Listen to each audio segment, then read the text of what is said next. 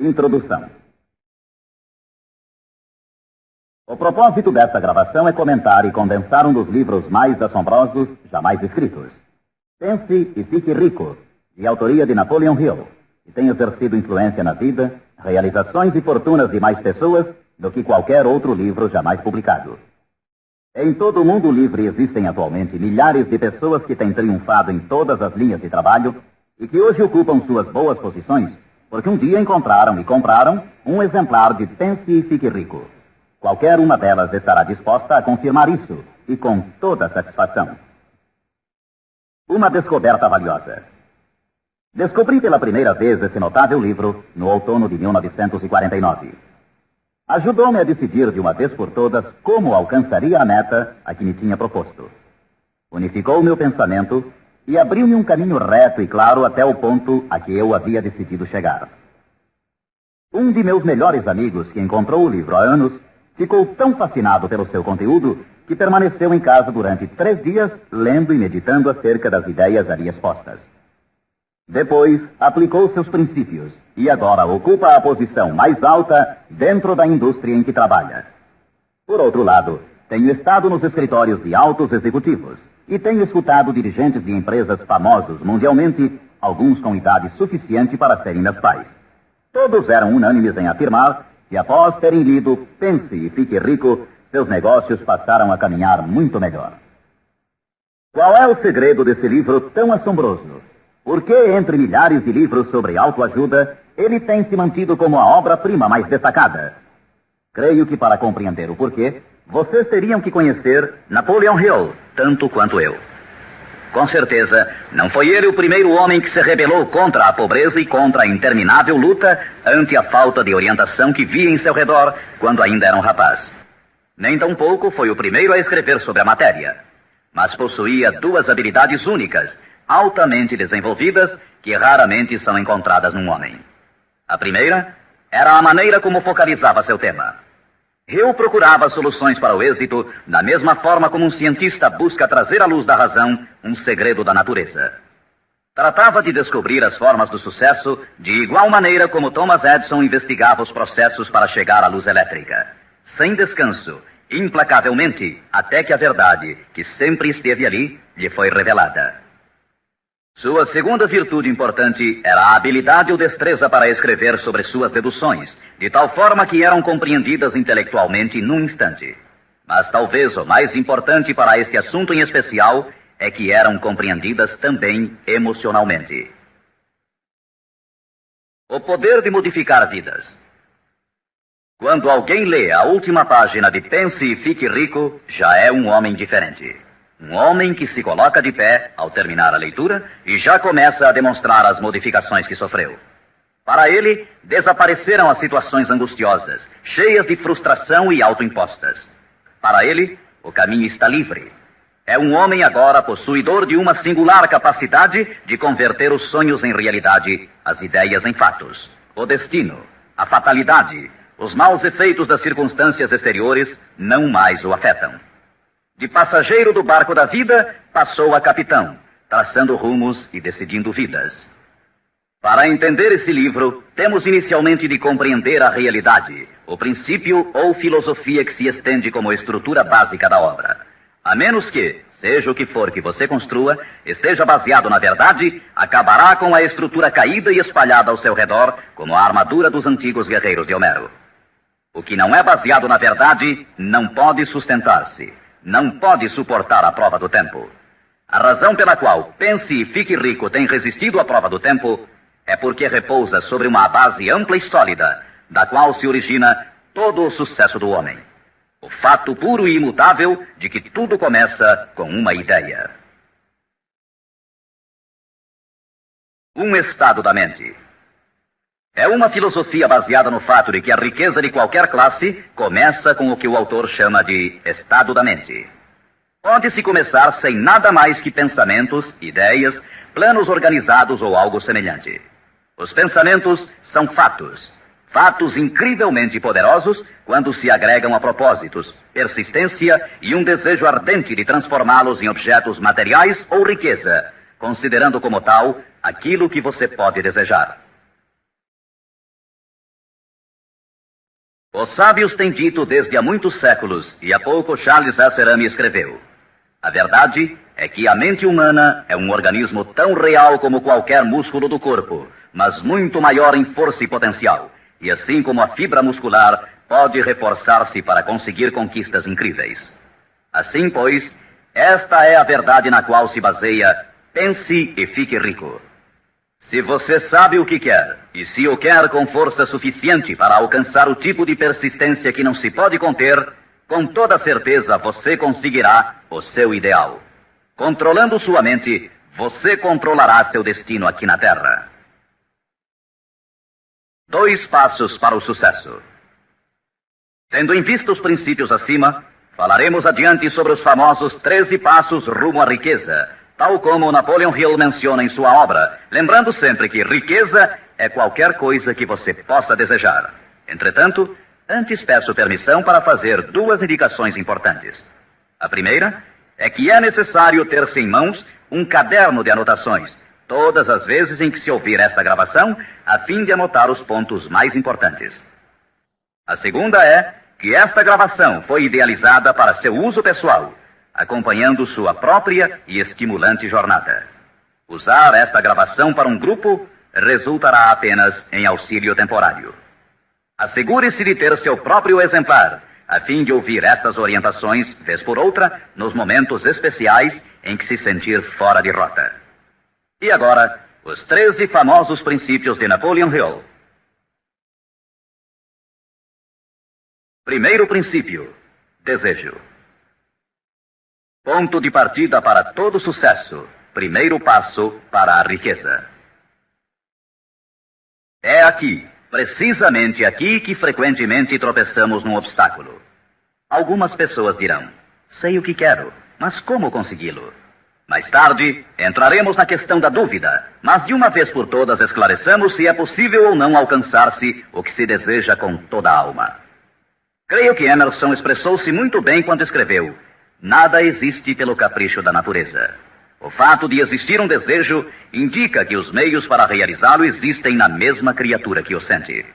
Em outras palavras, não poderíamos ter um desejo sem que sua satisfação não fosse possível. Cada um de nós tem uma espécie de guia em seu interior, e nossos desejos se modificam segundo nossa capacidade e inclinação. Não importa o que você deseja, se o quer com toda a sua alma. Você o conseguirá, pois é inevitável. O desejo é uma obrigação. Em Pense e Fique Rico, Hill cita um exemplo após outro de que seu desejo ardente nada mais é do que uma espécie de retrato fiel do que você chegará a ser um dia.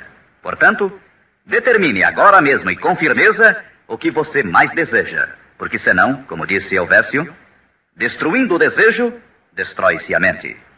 Todo homem sem paixões não tem em seu interior nem princípio de ação, nem motivo para agir. Uma boa forma de saber se em realidade você tem ou não um desejo ardente é examinar a maneira como procura alcançá-lo. Se você vai atrás daquilo que crê desejar, como se estivesse ensaiando, com timidez, com intenção de ir só se for seguro, não tem absolutamente um desejo ardente. Nunca chegará à segunda base se ainda mantém um pé na primeira. Entretanto, se está disposto a queimar etapas atrás de si, dizendo de uma vez para sempre: isto é o que desejo e o farei de qualquer maneira, então você tem realmente o desejo que o conduzirá ao pleno sucesso.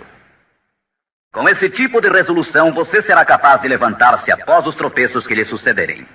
As únicas pessoas que não cometem erros são as que nunca tentam nada. Os tímidos são como afluentes de um lago. Nunca se aventuram ao mar amplo e profundo. Esses mesmos princípios atuarão sobre qualquer coisa que você deseje. Um lar harmonioso, uma carreira com mais êxito ou mesmo mais dinheiro para cuidar melhor de sua família e prevenir-se para os anos futuros.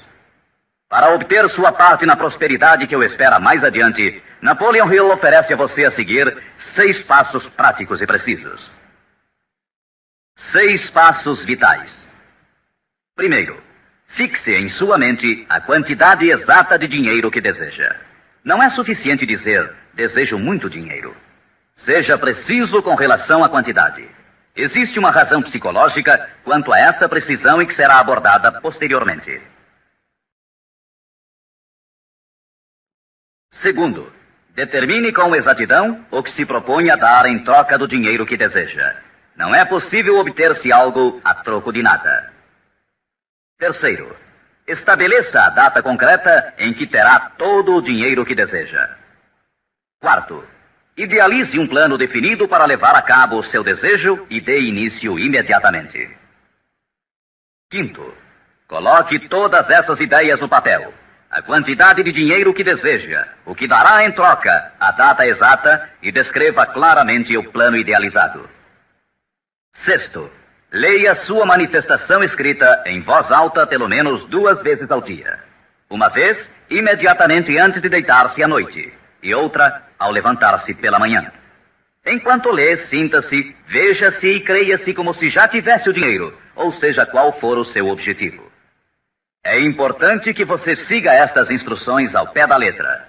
Ouça diversas vezes esta parte da gravação até que a conheça muito bem, pois o desejo é o mais importante dos 13 princípios.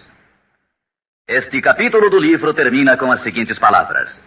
Através de algum estranho e poderoso princípio de química mental, ainda desconhecido, o impulso do desejo é envolvido por algo que não reconhece palavras tais como impossível e não aceita o fracasso como realidade.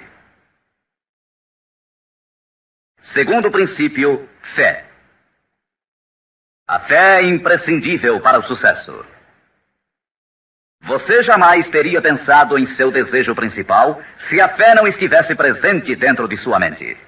Às vezes, você poderá encontrar dificuldades em ter fé em si próprio, mas tenha a certeza de que encontrará muita fé nesses princípios.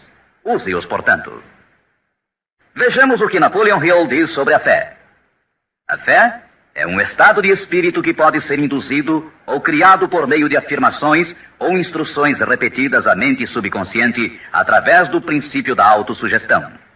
Isto significa nem mais nem menos que uma sugestão pode ser implantada por você mesmo, conscientemente, assim como uma autobiografia é uma história escrita por uma pessoa sobre si mesma. Projetando a imagem mental de você mesmo, tendo em destaque seu desejo principal e repetindo tal ação várias vezes, isso resultará na fé de que necessita. A fé é vital para o sucesso. O imperador Napoleão Bonaparte disse uma vez: todo andaime religioso se desarruma como um edifício em ruínas ante uma só palavra: fé. Por sua vez, Goethe afirmava: as épocas de fé são épocas frutíferas. As épocas de incredulidade, ainda que esplendorosas, são estéreis de todo o bem permanente. E como disse Schlegel, na vida real, toda grande empresa começa e dá seu primeiro passo com a fé. Portanto, tenha fé de que pode alcançar aquilo que busca, porque jamais você poderia ter se decidido se não pudesse alcançá-lo. Autoconfiança. Em seu capítulo sobre a fé, Hill oferece uma fórmula para a autoconfiança: repetir-se a si mesmo constantemente. Primeiro, sei que tenho a capacidade de alcançar o objetivo de meu propósito definido na vida. Portanto, exijo persistência de mim mesmo, ação contínua para a execução. E aqui agora prometo executar esta ação. Segundo, percebo que os pensamentos dominantes em minha mente reproduzir-se-ão com o tempo em ação externa, física, e que de maneira gradual transformar-se-ão em realidade física. Portanto, concentrarei meus pensamentos durante 30 minutos diários na tarefa de criar a imagem do que pretendo ser, criando assim em minha mente um retrato mental claro de minha pessoa e em decorrência de meu objetivo. Terceiro, sei que através do princípio da autossugestão, qualquer desejo que alimente com persistência em minha mente buscará com o tempo a maneira, através de meios práticos, para alcançar o objetivo que há por detrás dele. Portanto, dedicarei 10 minutos de cada dia para exigir de mim mesmo o desenvolvimento da autoconfiança. Quarto, detalharei por escrito os objetivos principais e concretos de minha vida, e nunca deixarei de tentar alcançá-los até que tenha desenvolvido a autoconfiança suficiente para isso. Quinto, sei que nenhuma riqueza ou posição pode durar muito, a menos que seja erguida sobre a verdade e a justiça. Por conseguinte, não participarei de qualquer atividade que não beneficie a todos os que dela participem. Terei sucesso em conseguir a cooperação de outras pessoas bem como em atrair o pessoal desejado. Induzirei outros a servir-me através da minha boa disposição em servir aos demais.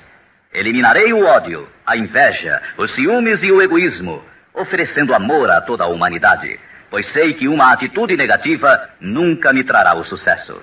Farei com que os demais creiam em mim, pois creio neles e em mim mesmo. Terceiro princípio, autossugestão. Mediante a sugestão repetida, a mente subconsciente pode trabalhar para nós. Já fizemos referências a isso.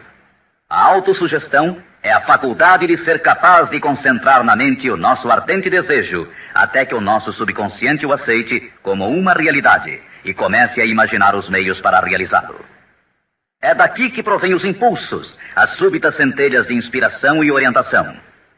Agora resumiremos as instruções dadas no segundo princípio, fé, em relação aos 6 passos, autoconfiança, e as combinaremos com os princípios sobre a autossugestão, constantes no livro Pense e Fique Rico. Primeiro, vá a um lugar tranquilo, talvez na cama à noite, feche os olhos e repita em voz alta para que possa escutar suas próprias palavras, a manifestação escrita da quantidade de dinheiro que se propõe a acumular, ou uma reafirmação cuidadosa do que possa ser sua meta, bem como o tempo limite para alcançá-la, além da descrição do serviço ou mercadoria que se dispõe a dar em troca do que vai receber. À medida que põe em prática estas instruções, imagine-se já possuidor de sua meta. Suponhamos, por exemplo, que você se propõe a economizar em cruzeiros o equivalente a $50 mil até o dia 1º de janeiro, daqui a 5 anos, que se determina a prestar serviços pessoais em troca de dinheiro como vendedor. A manifestação escrita de seus propósitos deve ser a seguinte. Escreva: para o dia 1º de janeiro de 1900 e aconteça o que acontecer, terei em meu poder a quantia de cruzeiros que economizarei em quantidades diversas durante aquele período. Em troca desse dinheiro, prestarei o melhor serviço possível, rendendo o máximo como vendedor de... Escreva aqui o produto que se propõe a vender ou qualquer coisa que você faça para ganhar a vida. Tenho certeza de que, à época aprazada, terei esse dinheiro em meu poder. Minha fé é tão grande que já posso ver esse dinheiro diante de meus olhos. Posso tocá-lo com minhas mãos, pois está à espera de passar para meu poder, tão logo eu preste o serviço que proponho a desempenhar em troca dele. Estou preparando um plano para acumular esse dinheiro e eu seguirei à medida que o receba. Segundo, repita isto pela manhã e à noite, até que possa ver claramente em sua imaginação o dinheiro que se dispôs a acumular. Terceiro, coloque uma cópia do que escreveu onde possa vê-la dia e noite, quando se deitar ou levantar-se, até que possa recordá-la perfeitamente. Ao se dispor a colocar em prática estas instruções, você estará aplicando o princípio da autossugestão. Quarto princípio, conhecimento especializado. O integral conhecimento dos detalhes de seu trabalho ou produto é indispensável para alcançar o sucesso. Neste princípio, Hill destaca um ponto muito importante. O conhecimento constitui uma força somente quando está organizado num plano concreto de ação e dirigido a um fim definido. Ele nos diz: antes que você possa estar seguro de sua capacidade de transformar o desejo em seu equivalente monetário, necessitará de conhecimento especializado do serviço, mercadoria ou profissão que se dispõe a oferecer em troca. Talvez você precise de muito mais conhecimento especializado do que tem, ou do que pode adquirir normalmente. Se for essa a situação, poderá resolver o problema mediante a utilização de um sistema que chamaremos de grupo mental. Mais tarde explicaremos do que se trata, mas por enquanto, reconheça que tem de aprender tudo o que possa sobre sua especialidade. Assim, dedique parte do tempo a cada dia para assimilar mais e mais sobre o que você faz para seu sustento. Frequente cursos que existam sobre a matéria, bem como associe-se a homens que conheçam bem sua profissão. Quinto princípio, imaginação. A imaginação é literalmente a oficina onde se formam os planos criados pelo homem. O impulso e o desejo recebem forma e ação mediante a ajuda da faculdade imaginativa da mente. Foi dito que o homem pode criar tudo o que possa imaginar. Como disse e ensina Napoleon Hill, toda mente humana pode alcançar o que pode conceber e crer. A única limitação do homem dentro do razoável reside no desenvolvimento e emprego de sua imaginação e da subsequente motivação para a ação. A automotivação é a chave. Os maiores dirigentes de negócios, indústrias e finanças, os grandes artistas, músicos, poetas e escritores chegaram a ser os melhores porque desenvolveram a força da automotivação. Enquanto você desempenha seu trabalho diário, pense constantemente nos meios pelos quais poderia realizá-lo melhor, com maior eficácia. Pense nas modificações inevitáveis. Podem ser feitas agora? Se você sente limitações, lembre-se das palavras do famoso arquiteto Frank Lloyd Wright. A raça humana construiu com mais grandeza quando maiores eram as limitações e, portanto, quando mais era necessária a imaginação para construir. As limitações parecem ter sido sempre as melhores amigas da arquitetura. Quando você construir seu futuro partindo desse ponto de vista, não se preocupe com as limitações. Recorde que estas podem ser suas melhores amigas, posto que requerem imaginação, se tivermos que nos levantar acima delas. E como disse Beecher, a alma sem imaginação é como um observatório sem telescópio. Sexto princípio: planejamento organizado. Para obtermos sucesso em um empreendimento que decida nossa vida, devemos ter planos perfeitos. Se você já decidiu qual é o seu desejo, qual é a sua meta, organizemos agora um plano para a sua realização, de acordo com um programa. Citarei novamente: pense e fique rico. Você já sabe que tudo o que o homem cria ou adquire começa sob a forma de desejo. Transforma-se depois, do abstrato ao concreto, na oficina da imaginação, onde se criam e se organizam planos para a sua transição. Você tem que ter um plano. Anteriormente, foram-lhe dadas instruções para adotar 6 passos práticos e definidos como seu primeiro movimento para traduzir o desejo que você possa ter em seu equivalente físico. Um daqueles passos era a formulação de um plano prático, concreto, através do qual aquela transformação pudesse ser efetuada. Primeiro, alie-se com uma ou mais pessoas, tantas quantas necessitar, para criar e pôr em prática seu plano ou planos para o acúmulo de dinheiro que marcou como sua meta, fazendo uso do princípio da reunião de inteligências. É o grupo mental, e isso é muito importante. Segundo, antes de formar seu grupo mental, decida quais as vantagens e benefícios que pode oferecer individualmente aos membros do grupo que a formam em troca de sua cooperação. Ninguém trabalhará de forma indefinida, sem alguma forma de compensação, ainda que esta não seja em dinheiro.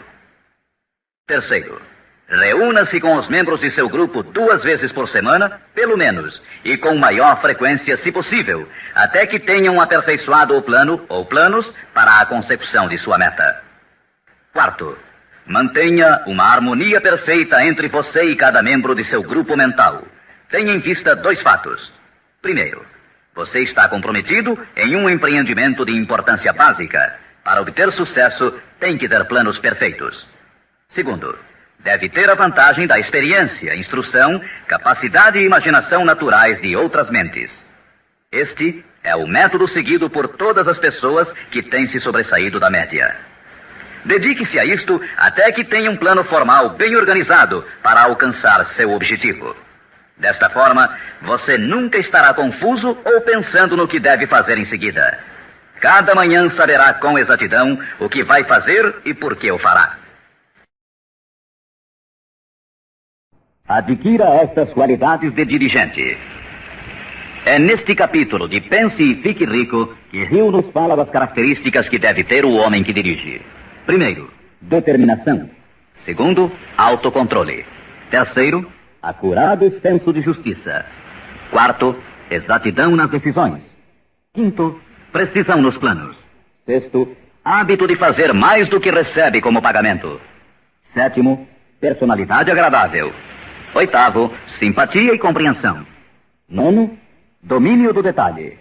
Décimo, boa disposição para assumir toda a responsabilidade. 11º, sentido de cooperação. O capítulo sobre planejamento organizado é um dos mais importantes do livro. Basta dizer que um homem sem plano é como um barco sem rumo. Não tem para onde ir e sofrerá um desastre quase inevitavelmente. Sétimo princípio: decisão. A demora, o oposto da decisão, é um inimigo que todo homem tem que vencer. A análise minuciosa de mais de 25 mil homens e mulheres que experimentaram fracassos revelou que a falta de decisão estava na cabeça da lista das 30 causas principais do fracasso. A análise de várias centenas de pessoas que haviam acumulado fortunas superiores a $1 milhão demonstrou o fato de que cada um deles tinha o hábito de tomar decisões com rapidez e lentamente modificá-las à medida que houvesse necessidade de uma alteração. As pessoas que fracassaram em acumular dinheiro, sem exceção, quase sempre tinham o hábito de tomar decisões com lentidão e depois modificavam-nas com rapidez e frequência. Ter um objetivo concreto torna mais fácil a tarefa de tomar decisões rápidas. Entre os inúmeros exemplos citados por Hill, um dos mais conhecidos é o caso de Henry Ford. Uma das qualidades mais destacadas daquele industrial era seu hábito de tomar decisões concretas com rapidez e depois modificá-las com calma. Esse modo de ser era tão pronunciado em Ford que lhe deu reputação de obstinado. Foi essa aptidão que o impulsionou a continuar fabricando seu famoso modelo T, o automóvel mais feio do mundo, mas naquele tempo o mais prático, apesar de todos os seus assessores e alguns dos compradores insistirem para que ele o modificasse. Talvez Ford tenha demorado muito em fazer as alterações, mas o resto da história é que sua firmeza de decisão produziu-lhe uma enorme fortuna, sem que fosse necessário modificar o modelo, e seguramente a companhia hoje não está pior por isso. Quando você tiver uma ideia, apegue-se a ela. As pessoas que fracassam, em sua maioria, geralmente se influenciam com facilidade pela opinião dos demais, deixando-se inclinar sem dificuldades. Permitem que os jornais e falatórios dos vizinhos pensem por elas, mesmo sabendo que as opiniões são as mercadorias mais baratas da terra. Siga seu próprio conselho ao colocar em prática os princípios aqui descritos, tomando suas próprias decisões e seguindo-as. Não faça confidências a ninguém, exceto aos membros do seu grupo mental, e tenha muito cuidado na seleção desse grupo, escolhendo somente aqueles que simpatizem e harmonizem totalmente com seus propósitos. Os amigos íntimos e familiares, ainda que isto não signifique que o façam constantemente, atrapalham com suas opiniões e, às vezes, por causa do ridículo. Milhares de homens e mulheres arrastam consigo complexos de inferioridade durante toda a vida, porque alguma pessoa bem intencionada, mas ignorante, destruiu toda a sua confiança através de opiniões ou expondo-as ao ridículo. Se uma decisão merece algo, você deve agarrar-se a ela até que a tenha desenvolvido completamente. Oitavo princípio: persistência.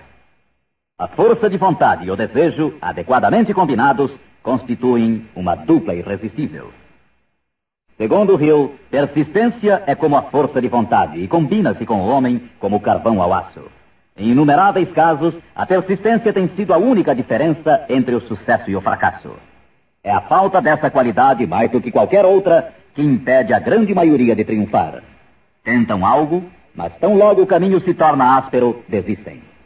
A experiência com milhares de pessoas tem demonstrado que a falta de persistência é uma fraqueza comum à maioria das pessoas. É um defeito que pode ser vencido pelo esforço. Se você quer realizar um determinado desejo, tem que formar o hábito da persistência. As coisas parecerão difíceis. Será como se já não houvesse razão para continuar. Tudo em você dirá que deve renunciar, que deixe de tentar. É precisamente então quando os homens se distinguem dos meninos. É aqui, exatamente quando se percorre essa distância extra e se continua adiante, que os horizontes se aclaram e os primeiros sinais da abundância que há de ser sua pela persistência começam a ser vistos. Com a persistência virá o sucesso.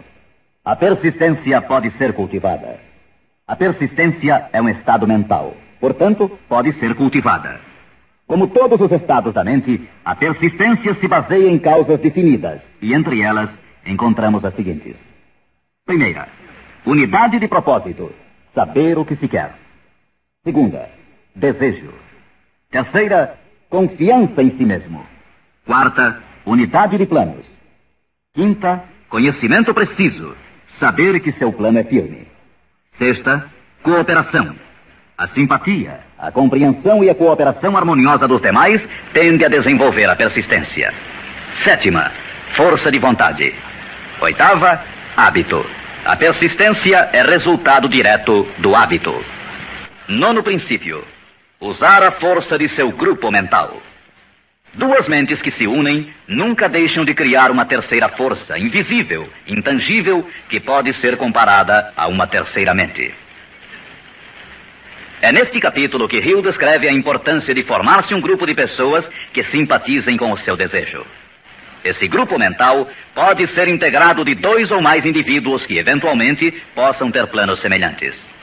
Com a decorrência das reuniões, você perceberá muitas vezes, ao estar discutindo algo com outra pessoa, que de repente surgem-lhe boas ideias, que são resultado dessa associação. Ideias que nunca apareceriam sem ela. O mesmo sucede com a outra pessoa. Estimule seu pensamento. Grande quantidade de boas ideias tem brotado de mentes individuais como resultado de participação em grupo. Associar-se a pessoas para formar o grupo mental não deve ser confundido com o fato de deixar que outros pensem por você, mas é estimular seu próprio pensamento através da associação com outras mentes. Ninguém sabe tudo. Quanto mais afins sejam as mentes reunidas, mais informações interrelacionadas estarão disponíveis. As grandes ideias são uma combinação de informações análogas. Assim, você deve escolher os membros de seu grupo com cuidado. Assegure-se que sejam pessoas que você respeita e que trabalhem conscientemente. Todos se divertirão muito e alcançarão suas metas muito antes. 10º princípio, entusiasmo. O entusiasmo provém da canalização de todas as energias corporais em termos positivos e louváveis. É neste capítulo que Napoleon Hill descreve a importância da mulher. A mulher que quase sempre auxilia o homem que luta pela consecução de metas meritórias. A opinião de Hill é de que praticamente todo dirigente é homem cujos êxitos foram inspirados em grande parte por uma mulher. Quando as coisas andarem mal, e pode estar seguro que isso ocorrerá em algumas ocasiões, você ver-se-á abandonado até pelos que você pensava que eram seus amigos. Mas se você conseguiu uma boa mulher, nunca estará só. Ela sempre o impulsionará a recomeçar uma e outra vez se necessário, e lhe dará um novo entusiasmo que nasce de sua fé em você. Ter alguém a quem amar é ter alguém com quem compartilhar seu êxito e realizações, que lhe felicite com o elogio que todos necessitamos de vez em quando. Um homem pode chegar a triunfar sem sua esposa e sem filhos, mas a plenitude da alegria se obtém através deles. Cuide de sua esposa e filhos como de seu maior tesouro. 11º princípio, a mente subconsciente. A mente subconsciente consiste em um campo de consciência no qual são classificados e registrados todos os impulsos do pensamento que chegam à mente objetiva através de qualquer dos 5 sentidos. Da mente subconsciente, você pode aproveitar ou tirar os pensamentos como quem tira cartas de um arquivo. Ela recebe e arquiva impressões sensoriais ou pensamentos independentemente de sua natureza. Você pode semear à vontade em sua mente subconsciente qualquer plano, ideia ou propósito que deseje traduzir em seu equivalente físico ou monetário. O subconsciente atua primeiro sobre os desejos dominantes que se mesclaram, como as emoções, como a fé. Sua mente subconsciente trabalha dia e noite. Mediante um procedimento ainda desconhecido para o homem, a mente subconsciente toma da inteligência infinita poder para transformar de maneira espontânea o desejo próprio no seu equivalente físico, usando sempre os meios mais práticos mediante os quais pode alcançar seu fim. Não é possível controlar completamente a mente subconsciente, mas pode-se entregar a ela qualquer plano, desejo ou propósito para que seja transformado em algo concreto. Ninguém sabe muito sobre o que chamamos a mente subconsciente ou mesmo de subconsciente. Sabemos que é incalculavelmente poderosa e que pode solucionar nossos problemas se corretamente empregada. A melhor forma é manter na mente consciente, tão frequentemente quanto possível, uma imagem clara de si mesmo, como se já tivesse alcançado a meta desejada. Defina-a com clareza e projete-a na tela de sua mente. Retenha-a. Veja-se fazendo e tendo as coisas que obterá depois de alcançado seu objetivo. Imagine isso tão a miúde quanto possível enquanto prossegue com seu trabalho diário, especialmente no momento de dormir e no instante de acordar. Assim, seu subconsciente começará a conduzi-lo pelos caminhos mais lógicos para o objetivo que imaginou. Não lute contra ele. Siga seus lampejos repentinos, as ideias que venham à sua mente. Esteja seguro que é seu subconsciente tentando chegar à sua mente consciente. Se você prosseguir assim, ficará surpreso e encantado com as ideias maravilhosas que parecerão brotar do nada. As vidas dos grandes homens e mulheres que parecem milagrosas para as pessoas normais não são mais do que a expressa satisfação de seus ardentes desejos através de sua mente subconsciente. No princípio seguinte, falaremos mais sobre o sexto sentido, que parece controlar a vida dessas pessoas, mas somente dos que souberam condicionar sua mente subconsciente. O tempo não significa nada para o subconsciente. Um homem poderia trabalhar com firmeza em seu labor durante 40 anos e não conseguir alcançar o que é possível em 3 ou 4 anos, mediante a aplicação adequada desses princípios. Sua mente subconsciente não pode permanecer ociosa. Se você não implantar desejos dentro dela, quaisquer ideias que surgirem como resultado de seu descuido servirão de alimento para ela.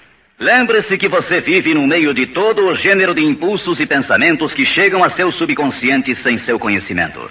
Alguns desses impulsos são negativos e outros positivos. Você deve evitar os impulsos negativos e ajudar a influenciar de maneira espontânea sua mente subconsciente mediante impulsos positivos de desejo. Quando conseguir isso, terá a chave que abrirá a porta para o subconsciente. Bulwer escreveu: o homem que triunfa sobre seus semelhantes é aquele que muito breve na vida discerne com clareza seu objetivo e caminha para ele com todas as suas forças. Inclusive, o próprio gênio não é mais do que a observação minuciosa reforçada pela consistência do propósito. Todo homem que observa atentamente e atua com firmeza converte-se inconscientemente em gênio. Há que se notar que foi dito inconscientemente. Saiba o que quer. Decida de uma vez por todas o que haverá de ser seu. Mantenha-se firme em seu rumo, impulsionado pela fé, e seu subconsciente fará o resto. 12º princípio: o cérebro. O cérebro possui a força mais maravilhosa, milagrosa, de maior potência que o mundo já conheceu. Se você tivesse acesso a toda a riqueza do mundo e pegasse apenas uma moeda, estaria fazendo mais ou menos o que muito provavelmente tem feito ao usar seu cérebro. Nada é mais lastimável no mundo do que a incompreensão da maioria das pessoas com relação ao potencial de seu cérebro e das mentes consciente e inconsciente, às quais está acoplado. Sua própria central elétrica.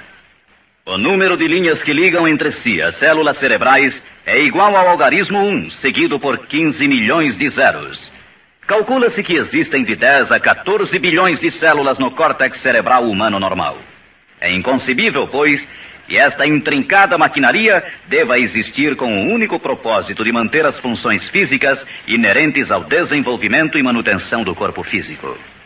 O cérebro é o mecanismo que nos deu o avião supersônico, os satélites artificiais, os foguetes que adentram no espaço exterior, as artes, as ciências, etc. Tudo o que hoje sabemos, usamos e usaremos no futuro, tem saído desta pequena massa cinzenta que todos nós temos.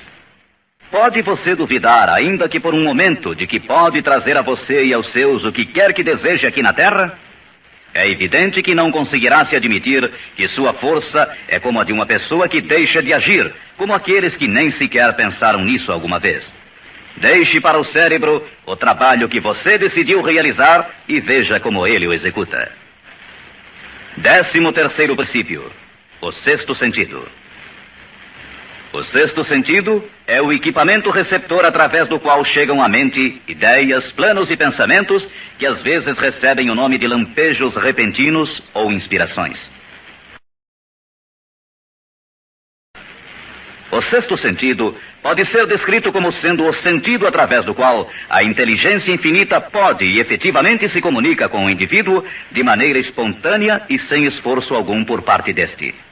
Eis aqui a base desta filosofia. Só pode ser assimilada, compreendida e aplicada depois de dominados os primeiros 12 princípios. O sexto sentido é aquela parte da mente subconsciente que nos referimos como imaginação criadora e desafia qualquer descrição. Por outro lado, torna-se difícil explicar o que seja para qualquer pessoa que não tenha dominado os demais princípios desta filosofia, o que estes princípios representam, porque falta a essa pessoa o conhecimento e a experiência com os quais possa comparar o sexto sentido. Este sentido pode ser adquirido.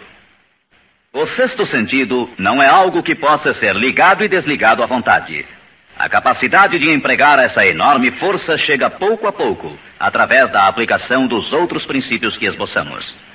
Muitos indivíduos adquirem um conhecimento prático do sexto sentido antes dos 40 anos de idade.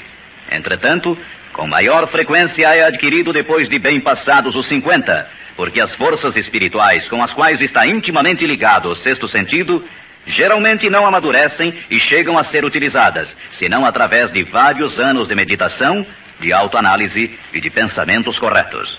Todavia, nada nos impede que comecemos a desenvolvê-lo desde agora, aplicando com entusiasmo os princípios que foram expostos até aqui. Lembre-se disto. O homem nada pode criar que não tenha gerado antes sob a forma de um impulso de pensamento, que vai se traduzindo em equivalente físico, ainda que seja pensamento espontâneo ou involuntário. Finalmente, recorde-se sempre deste conselho.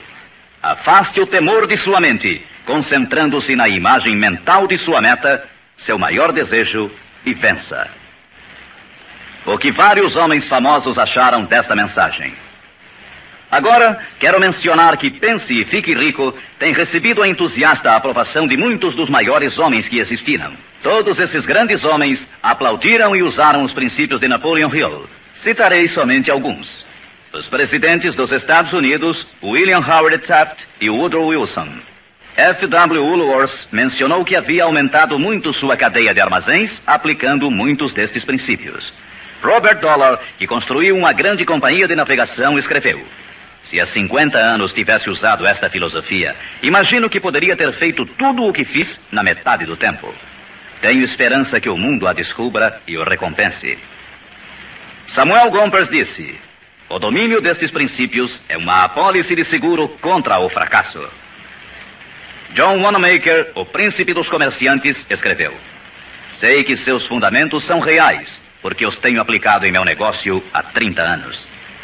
Também o aplicaram George Eastman, o maior fabricante de câmaras fotográficas do mundo, Thomas Edison, Luther Burbank, Theodore Roosevelt, E.M. Statler, John Rockefeller e muitos mais. Como é óbvio imaginar-se, as opiniões destes homens não poderiam ser compradas com todo o dinheiro do mundo.